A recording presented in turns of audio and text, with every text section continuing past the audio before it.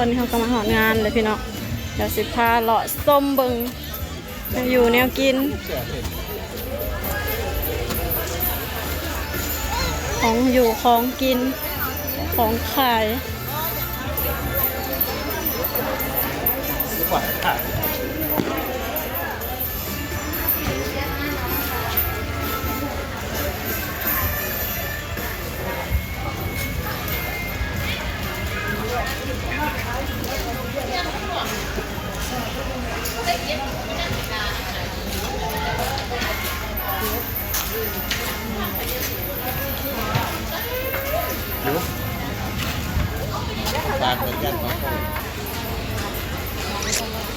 เวทีอลังการปีกายนี้มายืนตากแดดปีนี้เพิ่นเฮ็ดคักๆพี่น้องเอ้ยหนึ่งเดียวในโลกยักษ์คุอำนาจเจริญ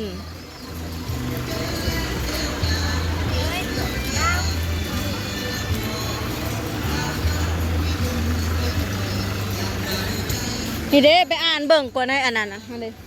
ไปเบิ่งปะ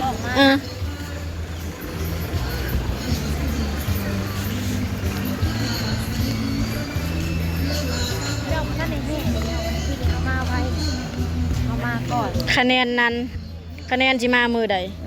เด็กนักร้องสมหนานักร้อง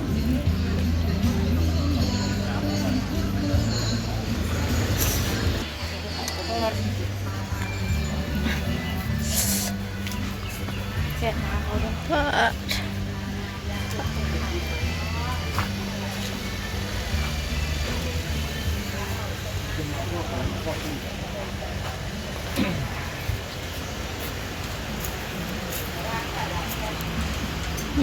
หมวกงามเนาะ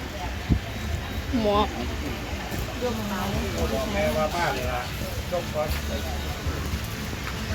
งามเด้มองซึ่งข่อยก็อยู่ในมองนี่แหละมองยักษ์ทุกข้างนี่เอาเนี่ยงาม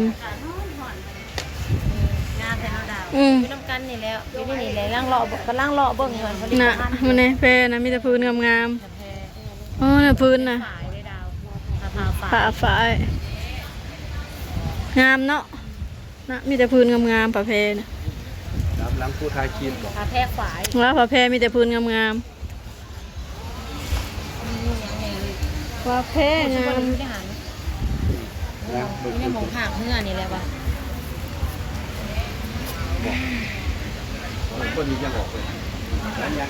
ไข่เค็มน้ำลำไย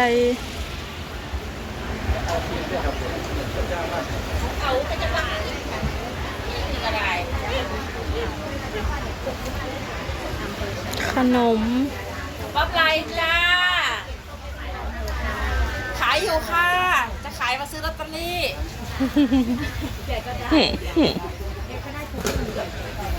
ลองชิมได้นะคะมีทุกอย่างเลยนะแกกลัวคนเห็นแล้ววันที่1แกนะอันนี้ก็อร่อยร้านนี้จะของอร่อยทุกอย่างอยากทานอะไรแคบหมูก็อร่อยมากอร่อยอยู่แล้วดูไหมคะกินไม่หยุดไม่ได้ไม่ใช่อะไรไปกินมาก็หมดแล้วก็เปิดใหม่ป๊อปไลน์นะซื้อให้เนี่ย2 กระปุก120นี่คุณจะของขายเท่าเธอละ500อยู่นะใจละพี่ขายของฟันให้ทีละซื้อเนี่ยเคยกินมา35 3 ถุง100จ้า3 ถุง100ถุงละ35เดอ่านดูสิคะแม่ซื้อทำไมน่าจะได้ลูก35ซื้อได้ไหมซื้อซอยคนหนึ่ง10 บาท10 บาทก็มีไข่เค็มนี่แซ่บเด็กหน่อยหมักเนาะเด็กหน่อยหมักกินอันนี้เอาคือกันเนี่ยแหละจะฟันกันได้กินน้ำเข้าไปสาวแถวนี้ก็สวยที่เห็นตะวังกันนี่แต่ก็หันหนามาเนี่ยเราบอกเจ้าเฮ้ยนะแล้วย่องเขาสวยเขาซื้อซอยได้เนี่ยนั่นแหละแม่กระบวยขากะหรี่ไม่ช่วยขอช่วยเขาไม่เกาลัง6 ฉากเคียงไอ้ยังอันนั้นสากกระปืออันเอ้าเดี๋ยวกระทุนก็มีสั่งกันก็ตลกเลยนะ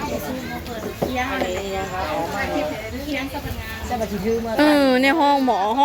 องโคกมาให้เองซื้อเนี่ยเบาๆเนี่ยได้นะคะผู้หญิงเอาทานจากมุกดาหาร อันนี้ก็คือชุดอุปกรณ์สังอบถ่านไร้ควันอยู่ในห้องทำสร้อย 3แผ่นร้อย 4กันเลยเลยจ้า มีของทำสร้อย 4 แผ่น สี่ บัดเมื่อเอาเนาะมาเอาเนาะ อาเซลครับ อ้าวบัดเมื่อจังมา บัดเลยจังสิมาเอา4พื้น100 บาท ปั่นที่ทำถุงยาตกหล่นนะครับ อยู่กับผมนะครับ พี่น้องนักปั่นที่ทำถุงยาตกหล่นนะครับผมมาครับเลี้ยวซ้ายมาเลยเลี้ยวซ้ายมาเลยครับเหรียญครับอาหารครับทีมงานทุกท่าน ไว้ดับ รถยนต์ที่เข้ามาในบริเวณนี้ก็ขอความร่วมมือใช้ความระมัดระวัง ซอง ด้วย เจ้า นะ หา ครับ 200 ขอความระมัดระวัง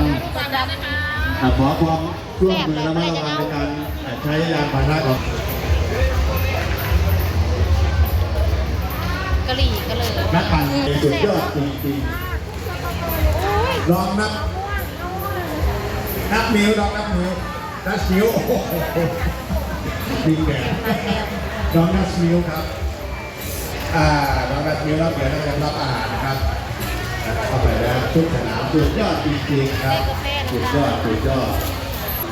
โอ้สุดยอดจริงๆครับขอเสียงปรบมือให้กำลังใจท่านรองผู้ว่าการจังหวัดอำนาจเจริญของเรานะครับท่านไพฑูรย์วงศ์สอนครับสุดยอดจริงๆมาถึง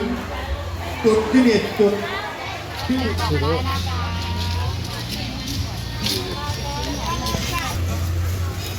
กุ้งทอดฮะเด้ บาร์บอทันเครื่องง่ายหนีมากทั้ง ได้สตรอเบอรี่หน่วยใหญ่กุ้งทอด ตัว2 4 6 7 อันนี้คืออหย่าง นี่คืออะไร นี่กินแซ่บ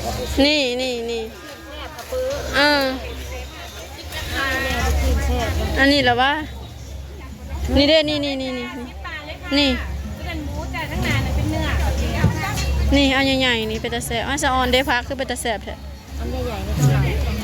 30 30 บาท ตัวนั้น20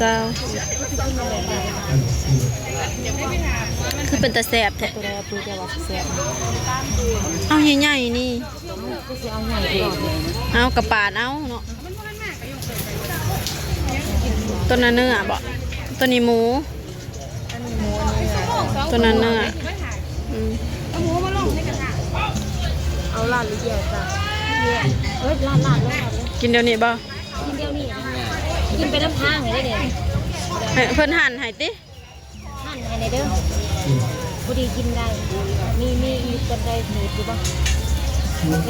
มันสิเห็นเนี่ย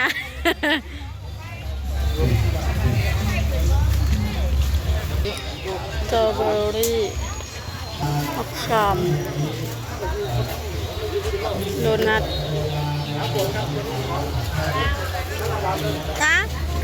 เกาลัด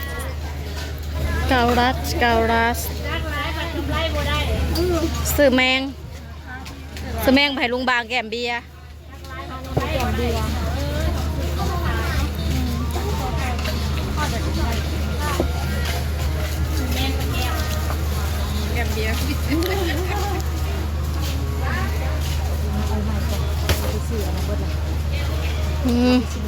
เริ่มจุกแล้วไปจ้าบัดนี้พี่น้องยังเตรียมกลับบัดนี้พี่น้องเอ้ยกลับแล้ว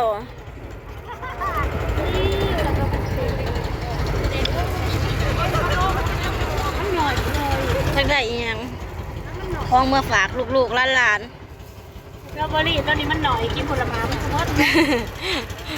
ใหญ่ที่สุดผลไม้ก็ไม่ได้เลยแต่วันใหม่ ย่างเงินตากแดดจนยาวพี่น้องเลย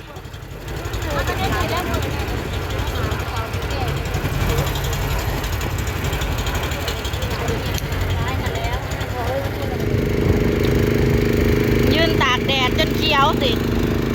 ครับบัดนี้พี่น้องเอ้ยเมื่อเฮือนเมื่อซานบัดปลาลูกปลาเต่า